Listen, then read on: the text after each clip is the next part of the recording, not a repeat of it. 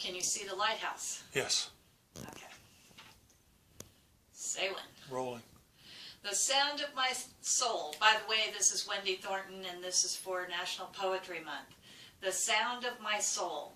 The fire rescue unit calls me out of the surf. Too dangerous, waves too high. Hurricanes pound the coast from stern to aft, dissecting the sand, intersecting each other with gale force winds and riptides that make you gasp. Even pelicans won't land in this mess. But I confess, this is it. This is where I want to be, in the midst of wild white foam, dangerous chemistry.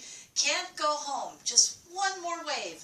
Fly through the ages like fiberglass, as if I could simultaneously touch the sky and the grit beneath my fingers, if I don't break first.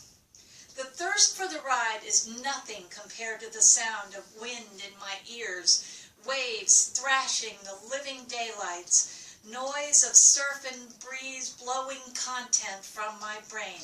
If I had to die suddenly, this is how it should be. Floating out to sea on a rip current, no resistance. I resist instructions to leave this whirling mass, volunteer to be their practice drowning victim. But fire rescue guys, don't laugh. Thank you.